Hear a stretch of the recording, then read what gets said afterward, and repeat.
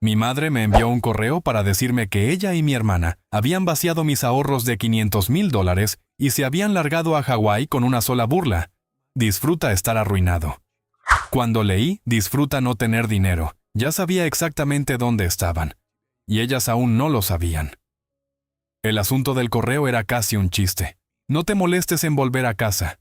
Lo abrí en el pasillo de un hotel en Madrid, con el café enfriándose en la mano y el móvil vibrando contra la palma. 2 minutos antes de entrar a una presentación con un cliente que pagaba más de lo que mi madre había visto en un año. Pensé que sería otra queja, otra indirecta, otra forma de decirme que algo en mi casa no le gustaba. 3 párrafos, cortos, alegres, brutales. Mi madre, Patricia Carter, me informaba con una ligereza casi ofensiva de que ella y mi hermana Nicole habían decidido empezar de nuevo, que habían tomado mis €500,000 en ahorros, que habían vaciado la casa. Bienvenidos a mi canal. Quiero agradecer a todos los que ven y escuchan este video. Suscríbete al canal y ayúdame a llegar a los 5,000 suscriptores.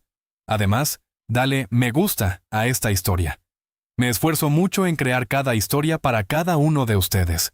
Por favor, comparte el video con tus amigos. ¡Disfrútalo! Que habían cargado mis muebles, mis joyas, mis dispositivos, incluso las reliquias de mi abuela, en un camión de mudanzas, y que ahora estaban en Hawái. La última línea. Tu hermana y yo nos vamos a Hawái. Disfruta estar sola y sin dinero. Lo leí una vez, luego otra, y una tercera, y entonces sonreí. No fue una reacción emocional, fue reconocimiento, ese instante en el que algo encaja con una precisión quirúrgica. Meses de preparación silenciosa, meses de observar sin intervenir, meses esperando exactamente este error. No tenían ni idea. Me llamo Olivia Carter. Tengo 34 años. Soy consultora de operaciones financieras. Mi trabajo consiste en encontrar fugas invisibles antes de que se conviertan en desastres. Me pagan por anticiparme a la traición, incluso cuando aún no existe. No dejo nada importante sin proteger. No firmo sin leer. No confío sin registrar. Y desde luego, no dejo $500,000 accesibles. Por accidente. Llevaba 9 años haciendo eso cuando Patricia y Nicole decidieron robarme. Pero esto no empezó ese día. Mi padre, Gerald Carter, murió 18 meses antes. Infarto, seco, sin aviso. Como las cosas que realmente importan. Dejó poco, una póliza de vida modesta, una Ford Ranger del 2018, y una familia rota de una forma tan sutil que nadie la nombraba. Nicole siempre fue la favorita. No es resentimiento, es estructura, como la gravedad. Nicole es 4 años mayor. Y desde que tengo memoria mi madre funcionaba con un sistema invisible. Lo de Nicole era urgente. Lo mío, prescindible. Nicole estrelló su primer coche a los 19. Mi madre pagó otro. Nicole dejó 2 carreras universitarias. Acumuló casi €25,000 en deudas. Cambió de trabajo 3 veces en 4 años. Es un alma libre, decía Patricia. Yo conseguí una beca. Trabajé fines de semana de 12 horas. Me gradué con honores. Has tenido suerte, dijo. Después de la muerte de mi padre, Patricia dijo que no podía quedarse sola en la casa. Tenía 61 años, sana, capaz, pero el duelo es una excusa que nadie discute. La invité a vivir conmigo en mi casa de las afueras de Madrid, que había comprado a los 29. Nicole solo necesitaba 1 año para recuperarse. Ese año se convirtió en 3. Yo pagaba todo, hipoteca, luz, comida, IBI, seguro, Wi-Fi. Las plataformas que Nicole usaba de madrugada. El jardinero que Patricia insistía en mantener. Llevaba a mi madre a sus citas médicas. Gestioné toda la herencia de mi padre. Y aún así, nunca fue suficiente. Me trataban como a alguien necesario, pero incómodo. Como si mi presencia fuese útil, pero mi existencia, molesta. Las señales empezaron pequeñas. Siempre lo hacen. Nicole comenzó a interesarse por mis cuentas hace unos 8 meses. Preguntas aparentemente inocentes, deslizándose entre conversaciones triviales. ¿Usas banco físico o todo online? ¿Tienes varias cuentas o todo en una? Yo respondía. Sonreía. Pero empecé a registrar. Luego vinieron los silencios.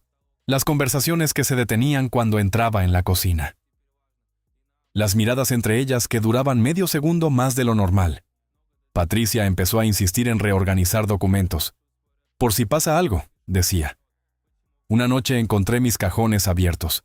Nada faltaba, pero nada estaba como lo dejé. No pregunté, solo empecé a prepararme. Cambié estructuras, moví accesos, repliqué información y dejé exactamente lo que quería que encontraran. Porque si algo he aprendido, es que la gente no roba cuando lo necesita, roba cuando cree que puede. Y ellas ya habían tomado esa decisión. Lo único que faltaba era que dieran el paso, y lo dieron. En un correo, sonriendo.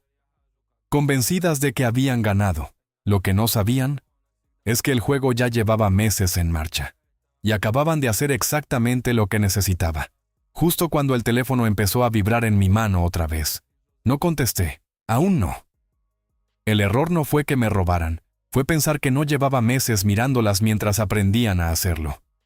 Cuando dijo aquello, tu cuenta principal es la que usas para la compra, ¿no? No sonó como una pregunta. Sonó como una comprobación. Me dije que no era nada, que estaba pensando en su propia economía, que yo estaba proyectando. Siempre hay una primera mentira que te cuentas para no ver. Luego empecé a anotar el correo. No desaparecía, no faltaba nada, pero no estaba igual. El sobre ligeramente torcido en la esquina. El pliegue medio centímetro más abierto. Una carta. Luego otra. Me dije que era la humedad. Patricia empezó a aparecer cuando pagaba facturas. No hablaba. Se quedaba en el marco de la cocina, apoyada, mirando la pantalla de mi portátil como quien no quiere mirar. Presente. Demasiado presente. Me dije que estaba aburrida. El momento real llegó un martes de marzo. 6 meses antes de Madrid. Volví de un viaje de trabajo y encontré a Nicole en mi despacho. De espaldas, en mi silla. Con un extracto bancario mío impreso. Uno que yo había tirado en reciclaje. Y una calculadora. No se sobresaltó como alguien culpable. Se giró rápido, sí. Pero su cara no era de vergüenza. Era de interrupción. Solo estaba usando el escritorio. Cerró el papel demasiado tarde. No dije nada. Me fui a mi habitación. Cerré la puerta. Me senté en el borde de la cama. Las manos quietas sobre las piernas. No sentí pánico. Sentí algo peor. Claridad. Esa claridad limpia, precisa, quirúrgica, que llega cuando lo que llevas meses archivando como probablemente nada deja de ser una posibilidad. Y se convierte en un patrón. No era nuevo. Nunca lo había sido. Solo estaba empezando a ser visible. Esa noche llamé a Daniel Mercer. Daniel llevaba 6 años siendo mi abogado. 47. Ex litigios corporativos. Ahora especializado en protección de activos. Tiene una voz que ordena el caos. Baja, lenta, nunca reacciona. Ajusta. Le conté exactamente lo que había visto. Hubo un silencio breve, calculado. ¿Cuántas personas conocen tu situación financiera completa? No dudé. Demasiadas. Otra pausa. Entonces vamos a arreglar eso antes de que pase algo. No después. Ahí empezó todo. 6 meses. Sin ruido. Sin confrontaciones. Sin errores. La primera llamada de Daniel fue a Lena Ruiz, contable forense. 15 años rastreando fraudes. El tipo de persona que disfruta con una hoja de cálculo como otros con una final de Champions. Revisó todo. Cuentas, movimientos, registros domésticos, y esos pequeños cargos que yo había anotado casi sin importancia. Menos de 200 euros, irregulares, espaciados, inofensivos, si los miras rápido. En una semana me entregó un informe de 14 páginas, 11 meses de actividad no autorizada. Nicole no estaba probando, estaba practicando, llevaba casi un año haciéndolo. Daniel y Lena no reaccionaron, no se sorprendieron, solo ajustaron el tablero. Mis 500.000 euros desaparecieron, pero no como ellas creían. Se redistribuyeron en una estructura de inversión protegida. 3 instrumentos distintos, vinculados a mi empresa, inaccesibles sin disparar alertas.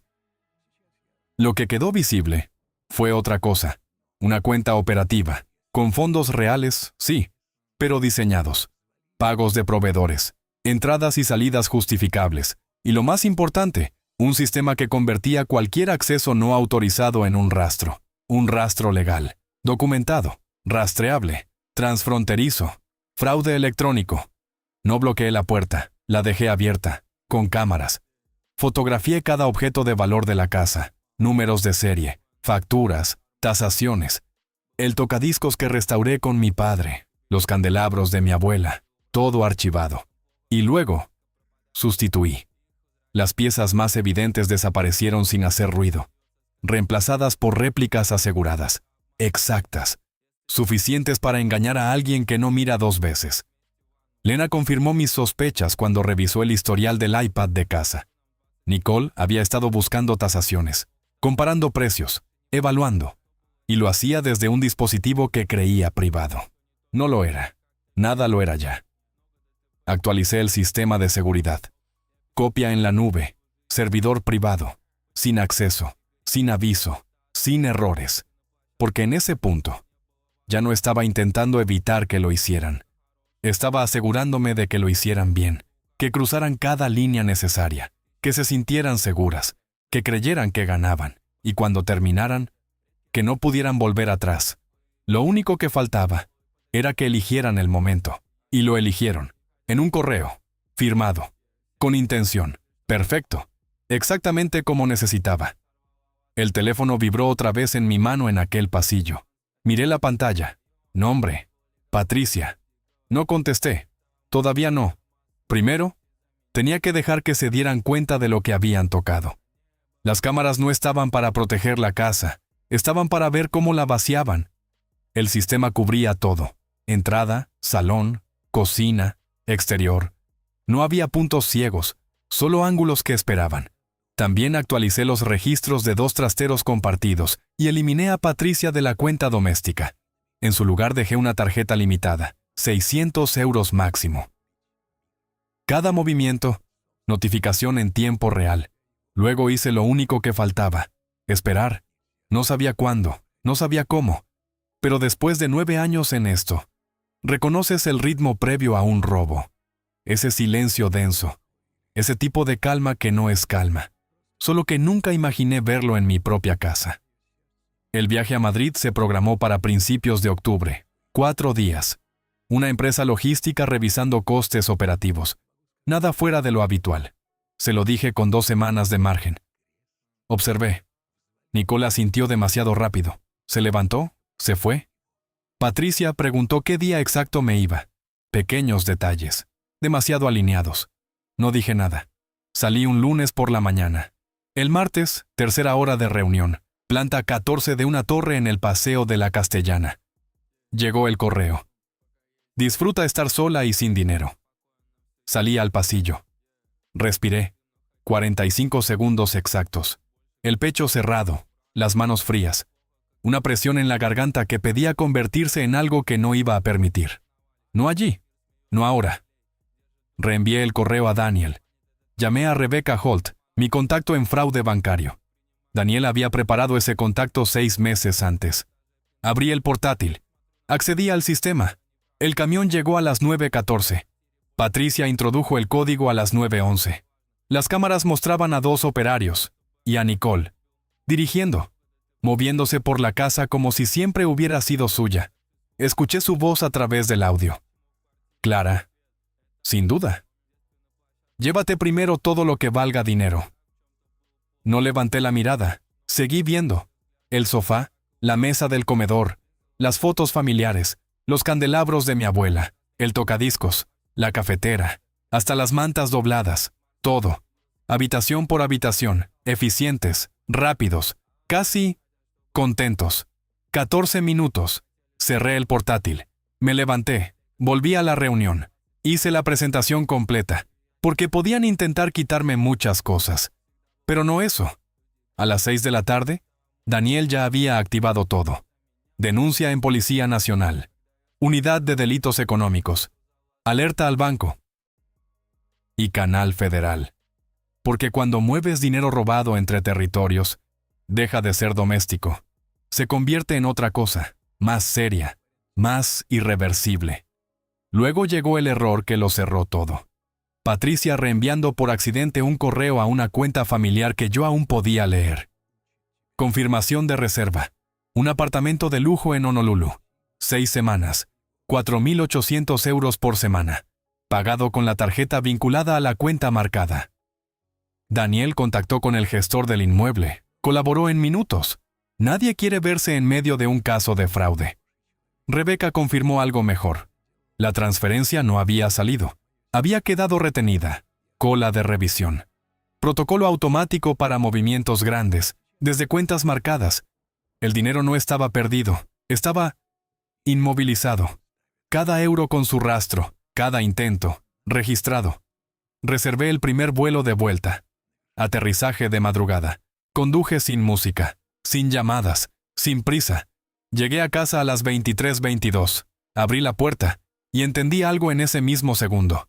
No habían dejado nada, pero tampoco se habían llevado lo importante. Entré. El eco era lo primero. Ese sonido hueco que solo existe cuando un lugar ha sido vaciado con intención. Di un paso, luego otro, y entonces lo vi. Algo que no encajaba, algo que no deberían haber tocado, y que, en ese momento, ya no podían devolver. No las delató el dinero, las delató el pánico, porque solo entra en pánico quien acaba de descubrir que ha robado algo que nunca entendió. Me quedé quieta en la entrada y dejé que el vacío me diera de frente. No estaba la alfombra, ni la consola del recibidor, ni la foto enmarcada de mi padre conmigo el día de mi graduación, la que llevaba 5 años colgada en la pared, justo a la altura de los ojos, como si él siguiera vigilando la casa. Los colgadores donde siempre dejaba los abrigos estaban desnudos. El pasillo olía a cinta de embalar, cartón y esa clase de ausencia que no se puede limpiar con ventanas abiertas. No me permití quedarme ahí demasiado tiempo. Me puse los guantes de látex que llevaba en el bolso. Daniel había sido muy claro. Tratar a la casa como una escena potencial de prueba. Nada de tocar sin pensar. Nada de corregir el caos por impulso. Primero, documentarlo. Luego, respirar. Fui habitación por habitación. Fotografié cada hueco en la pared. Cada mueble arrancado de su sitio. Cada cajón medio salido, torcido, mal encajado por la prisa. Cada estante vacío. Cada marca en el suelo donde antes había peso, uso, vida. No era solo un robo, era una escenografía de desprecio. En el dormitorio principal faltaban hasta las cajas donde guardaba ropa de otra temporada. En el salón habían arrancado hasta la pequeña lámpara de lectura que compré en un mercadillo de Malasaña el primer año que viví sola. En el despacho no quedaba ni la silla auxiliar, ni siquiera eso. Luego fui a la cocina. Patricia había dejado una nota impresa en el suelo, al lado de la caja fuerte abierta. Ni una nota escrita a mano, impresa. Eso era muy de ella. Incluso para humillar necesitaba distancia. Se había llevado el sobre con el dinero visible, 800 euros en efectivo que había dejado dentro a propósito, junto con una carpeta de documentos señuelo diseñada para aparecer información clave de cuentas y accesos. Se había llevado todo.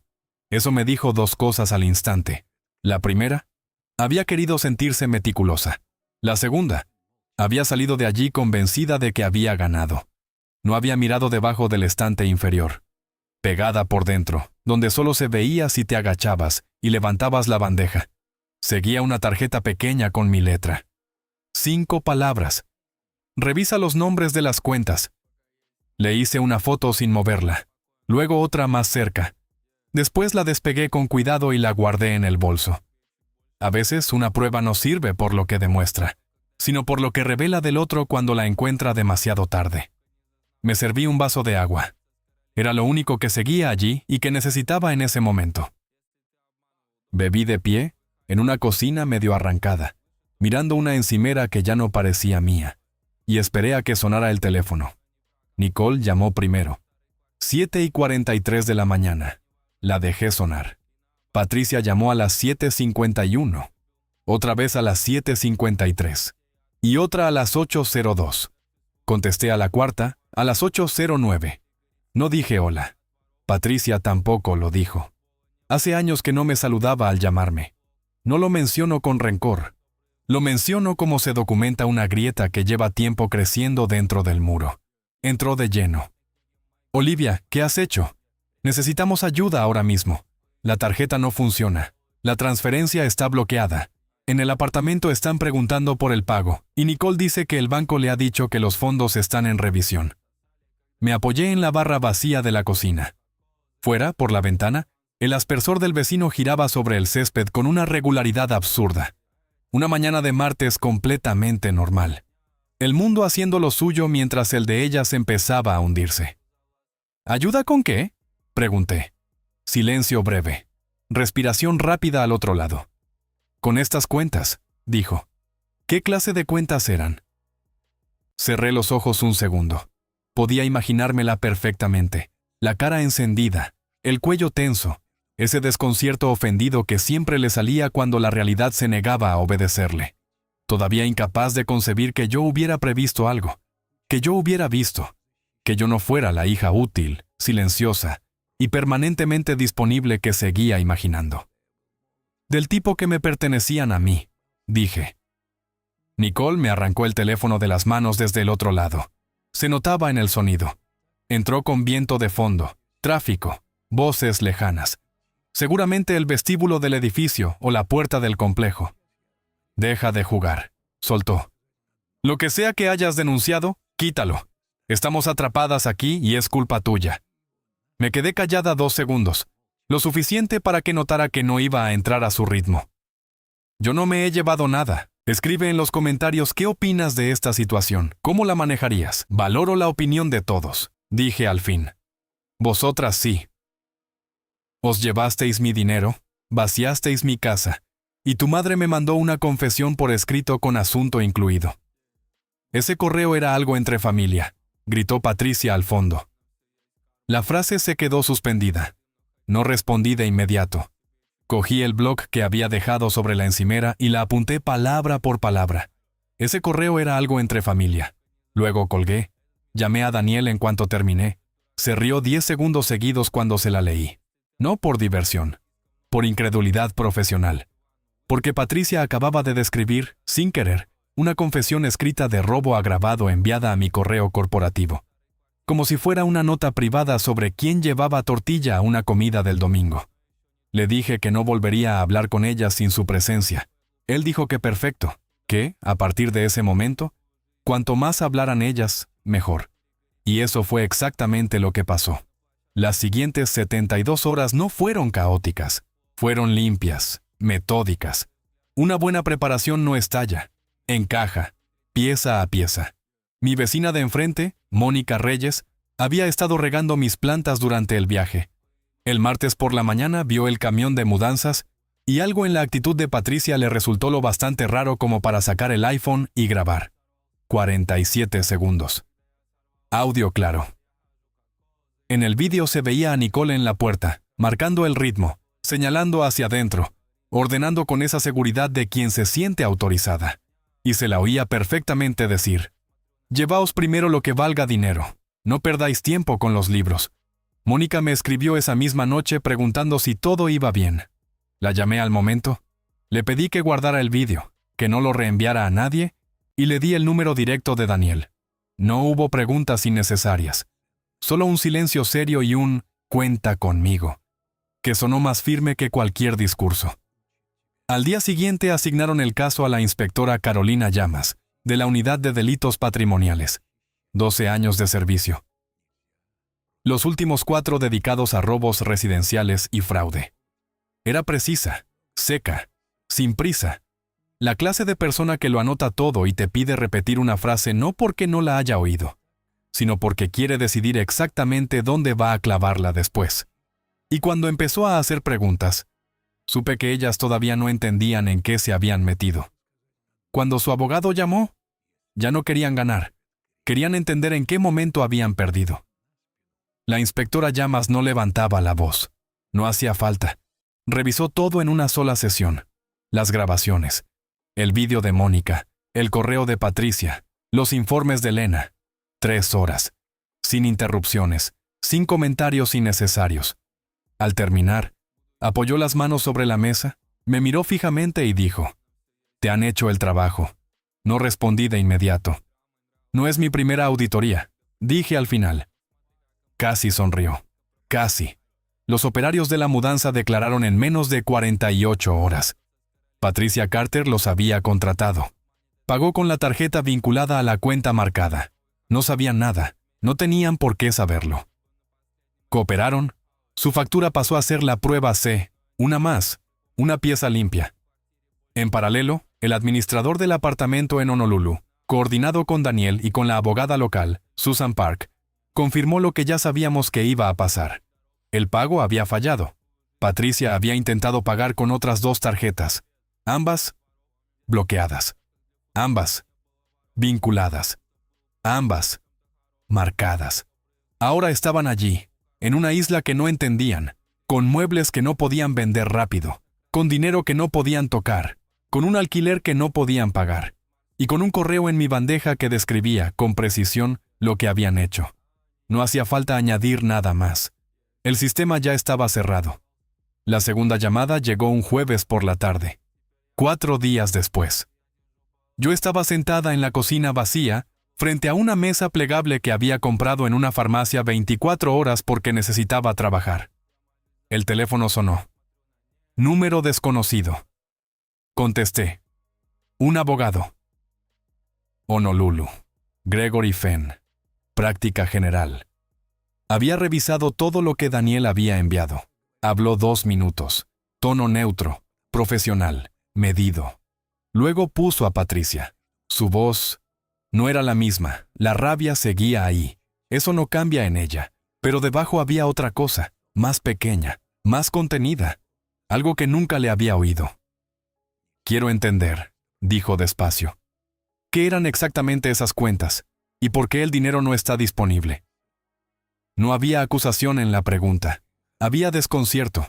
Ese momento exacto en el que alguien se da cuenta de que ha actuado, sin comprender el entorno. Las cuentas son mías, respondí. El dinero es mío. La propiedad que sacasteis de mi casa es mía. Pausa. Y ahora mismo, toda esa documentación está en manos de una inspectora en Madrid, una contable forense, una abogada civil en Hawái y la unidad federal correspondiente. Silencio. Respiración al otro lado. El correo que me enviaste. Seguí. El de no te molestes en volver a casa. Ya está registrado como prueba. Otro silencio. Más largo. Y entonces, más bajo. Solo quería que Nicole tuviera una vida de verdad. Ahí estaba. No una disculpa. No un reconocimiento. No un error. La misma lógica de siempre. Nicole necesitaba. Yo debía. Durante años fui el recurso invisible, el respaldo automático, la cuenta abierta. Y ahora, incluso desde un vestíbulo al otro lado del mundo. Seguía sin ver el problema. Cerré los ojos un segundo. No para contener nada, para confirmar. Lo sé, dije. Por eso llevo registros. Colgué. El proceso no fue espectacular. No hubo gritos en un juzgado, ni esposas, ni discursos morales. Los procesos reales no funcionan así. Son documentos, plazos, llamadas que no se devuelven, archivos con nombres largos y códigos fríos. Pero funcionan. El abogado de Patricia negoció. Rápido. Sabía lo que había. Sabía lo que podía salir a la luz. Y sobre todo, sabía que no podían permitírselo. El acuerdo fue claro. Devolución estructurada del dinero. Restitución o compensación de cada objeto sustraído. Reconocimiento formal de que nada había sido autorizado. Firmado, registrado, vinculante. Nicole tenía menos margen, mucho menos. Su voz estaba en audio, su cara en vídeo, sus huellas en los intentos de transferencia. No era teoría, era evidencia.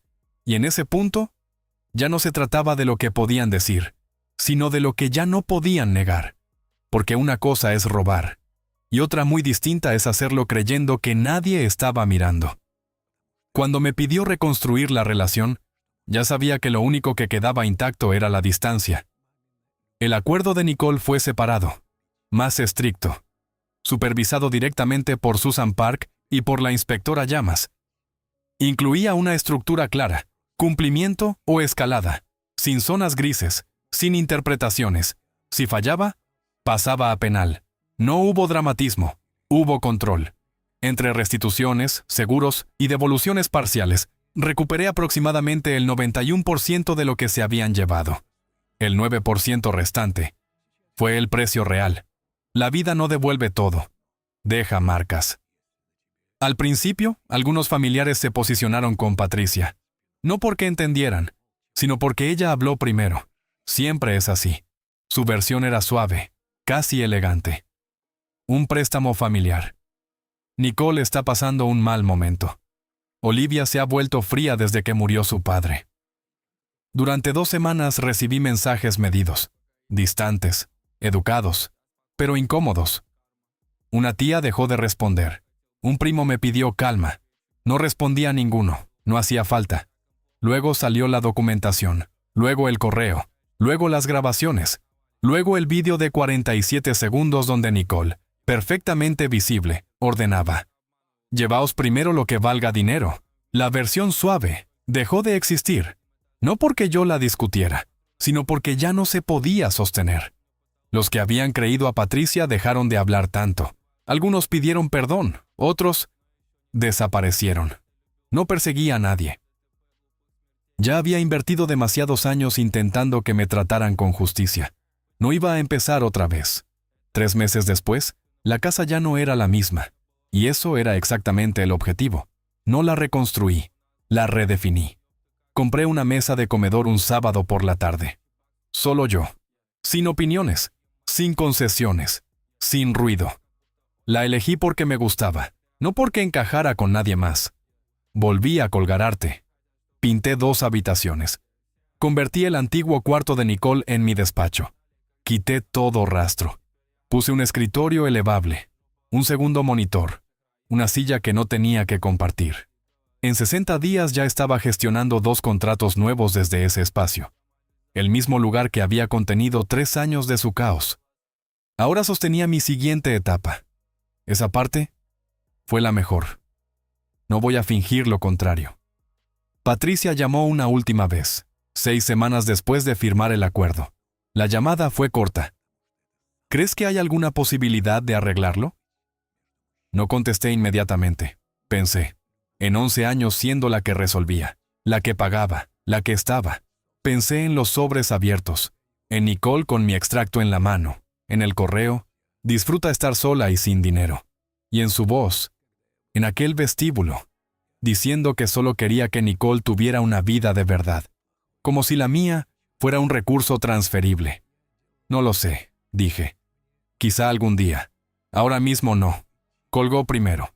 No intentó insistir. No tenía desde dónde hacerlo. Si hay algo que quiero que se entienda, es esto. No fue una trampa. Esa narrativa es cómoda para quien pierde. Yo no tendí nada. Me preparé, observé, documenté, ajusté. Cuando una amenaza se desarrolla delante de ti, ignorarla no es bondad, es negligencia. Lo que ellas llamaron trampa era simplemente realidad con memoria. Cuando robas, los registros de la persona a la que robas se convierten en tu problema. No es crueldad, es contabilidad. La gente que traiciona a su familia se apoya en una idea muy concreta, que el amor te va a paralizar, que vas a estar demasiado herida para actuar, demasiado culpable para denunciar, demasiado asustada de parecer fría como para protegerte. Patricia pasó 34 años enseñándome eso. Yo decidí dejar de aprenderlo. No cuento esto para parecer fuerte. Lo cuento porque durante 6 meses fui silenciosa, precisa y metódica, mientras ellas planificaban vaciar mi vida. Y la única razón por la que salí con mi dinero, mi casa y mi futuro intactos, es que traté la situación como lo que era, no un conflicto familiar, un delito, antes de que ocurriera. Confianza no es rendición, lealtad no es acceso ilimitado, y documentar no es paranoia. Es la diferencia entre 2 llamadas, una donde tu madre grita, ¿de quién eran esas cuentas? Y otra, donde no te queda nada que decir. Yo recibí la primera y ya me estaba riendo, antes de contestar.